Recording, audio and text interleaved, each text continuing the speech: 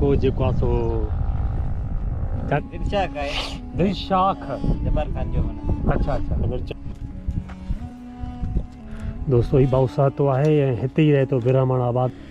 ब्राह्मण आबाद सिंध जे गादी जो हंधि जेको हिन महिल मुकमल तबाह थी चुको आहे इहा त मूंखे बि ख़बर न हुई त ब्राह्मण आबाद सिंध जे गादी जो हंधि आहे बहरहाल दोस्तनि ॿुधायो अॼु मां उन्हनि खे एक्सप्लोर करण वारो आहियां तव्हांखे बि ॾेखारण वारो आहियां हिन सफ़र में मूंसां गॾु हुजिजो तव्हांखे मिलाए रहियो आहियां तारीख़ सां सो अचो मूंसां गॾु बहितरीन लेखक बहितरीन शाइर अदीब मिठू सांगड़ाई जी हाँ दोस्तों रात जो असां सांगड़ में मिठू सांगड़ाई जे महिमान नवाज़ीअ हेठि हुयासीं हींअर सांगड़ मां निकिरी करे ब्राह्मण आबाद वञी रहिया आहियूं उनखे एक्सप्लोर करण वारा आहियूं हीअ उन जा बचड़ा उन्हनि खां बि मोकिलाए करे असां निकिरी रहिया आहियूं ब्राह्मण आबाद सो जेॾां पेर तेॾां ख़ैर हुजे अलाह जे आसरे तव्हांजी दुआउनि जे आसरे असां निकिरी रहिया आहियूं ब्राह्मण आबाद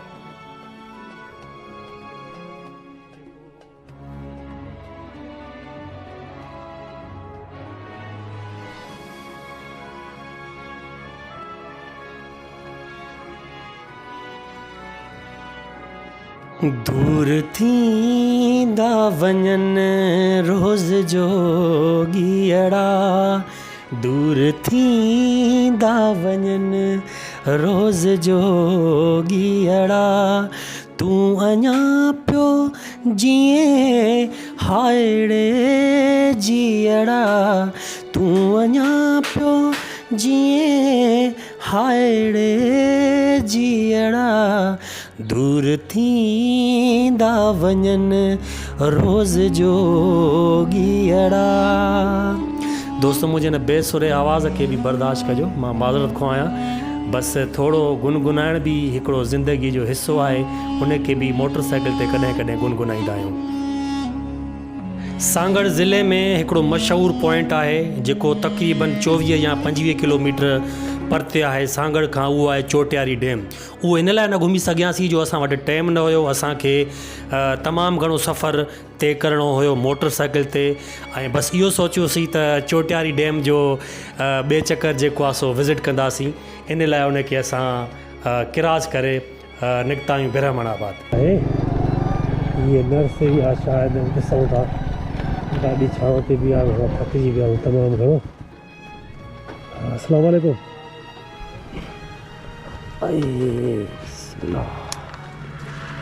सही चाला शायद मज़े में खुशहाल प्यारा तब सही है मज़े में तो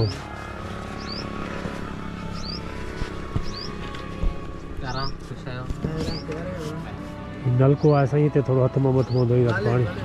हलो ठीकु आहे तव्हां पाण केरु प्यारा मरी नालो तव्हांजो शहज़ाद साईं नज़ीर मेमण निहाल ख़ुशि हुजो हलायसि न थधो आहे पाणी थधो आहे मुंहुं धो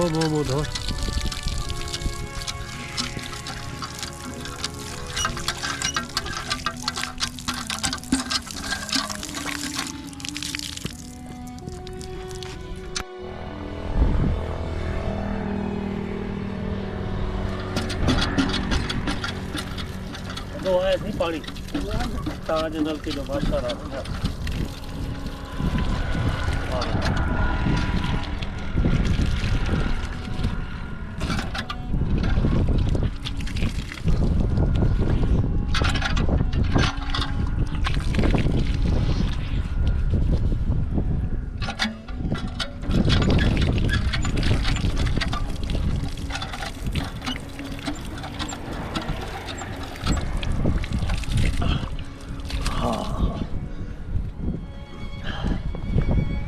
मज़ो अची वियो ही वाह हले थी पई ऐं काको जेको आहे सो चाचा ख़ुशि आहियो ख़ैर चाचा छा पोखे रहिया आहियो हिकिड़ो मिंट मां हेॾे अचां हा हा आहे साईं ही बिस्मिल्लाह रहमान हाय चाचा ख़ुशि आहियो ख़ैर आहे तव्हां पाण खे चाचा पाण मेघाड़ है मेघवाड़ा ही छा आहे छा जो फसल आहे ये मिर्चन जो बिज है मिर्चनि जो बीज आहे अच्छा आहे केतिरनि ॾींहंनि में तयारु थींदा ये महीने डेढ़ में तैयार थी महीने ॾेढ में तयारु थींदा तव्हांखे पंहिंजी आहे हां न हर पे ते है हारपे ते आहे केतिरो हारपो तक़रीबन छा हूंदो हुन न में वो सागे बनी यार हिसाब किताब अच्छा अधु अधु सही आहे ज़बरदस्त ही चाचे साईं मिर्च जो बीज छटियो आहे ऐं ही कहिड़ो ॻोठु आहे चाचा ये दिलशा का है दिलशाख जबर खान जो बना अच्छा अच्छा ही दिलशाख आहे दोस्तो चाचे जेको आहे ॿिज लॻायो आहे मिर्चनि जो हेॾां हे वाहु हले थो पियो ही मरी साहब आहे जेको असांखे चांहि पाणी जी सलाह हई अथई संदसि महिरबानी हिन झोपड़ी ठहियलु आहे उते असां थोरो साह पटींदासीं पोइ वरी अॻिते निकिरंदासीं सांगड़ ऐं पोइ सांगड़ घुमंदासीं हाय हाय हे साईं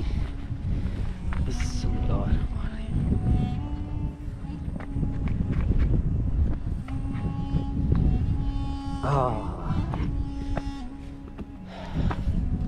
तव्हां बि हिते हूंदा आहियो हाँ असांजे हे लीमो आहे न न ये मिर्चन जो मिर्चनि जो आहे न अच्छा ही बि मिर्चनि जो आहे न लीमो अथसि इहे मिर्च थधी थधी हवा हले थी पई हाय हाय असां पंहिंजी मोटरसाइकिल भटारी खे थोरो आराम करायूं छांव जो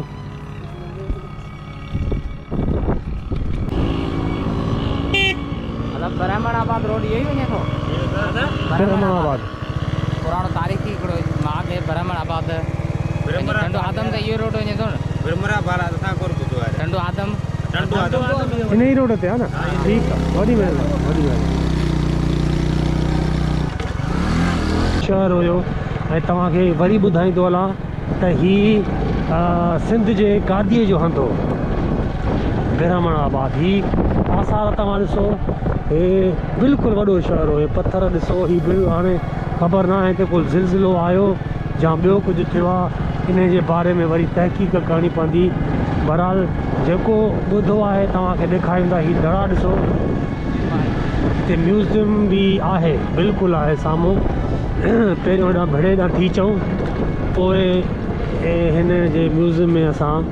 अंदरि दाख़िल थींदासीं अस्सलाम वालेकुम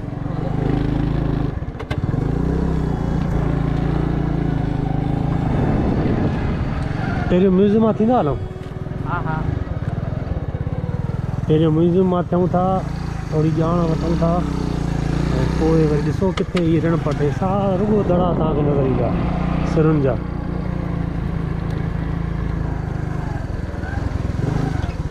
गाॾी छांव ते बीहारियूं अस्सलाम वालेकुम मोहतरम ख़ुशि आहियो केरु तबियत सही आहे मज़े में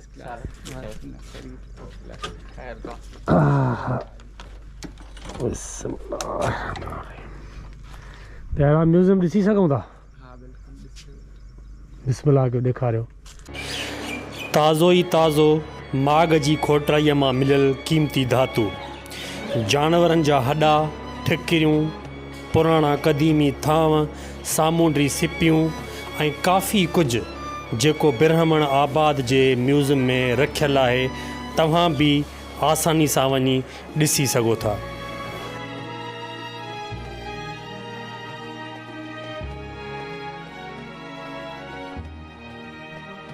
दोस्तो ही भाऊ सातो आहे ऐं हिते ई रहे थो ब्रह्मणाबाद में ऐं हिन कुझु मालूमात असांखे ॾिनी आहे इहो बि ॿुधायो आहे त ही 2800 साल ताईं चयो अथनि पर अञा बि तारीख़ अॻिते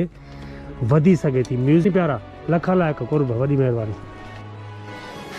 ब्रह्मणाबाद सिंध जो क़दीमी तारीख़ी शहर जेको मौजूदा ज़िले सांगड़ शहदादपुर शहर खां कुझु 8 मील फ़ासिले ते सिंधू दरिया जे किनारे ते आबाद हुयो उते हींअर दड़ा आहिनि जिन खे हितां जा ॻोठाणा बांबड़ा या बांभड़ाए दिलोर जा दड़ा या दिलोरा जा आसार सॾींदा आहिनि ही शहर ज़िलज़िले ऐं दरिया जे वहिकिरे में तब्दील थियण जे करे फिटी वियो ऐं उन शहर खां कुझु फ़ासिले ते अर्बन सिंध जी नए शहर मंसूरा जो बुनियादु रखियो जेको सिंध जे गादीअ जो हंधि हुयो ब्रह्मणाबाद खे मंसूरा जो पुराणो नालो पिणु सम्झो वेंदो आहे मोहम्मद बिन क़ासिम जे दौर में ब्राह्मण आबाद जो मक़ाम राजा दिलो राय ब्राह्मण आबाद जो राजा हो।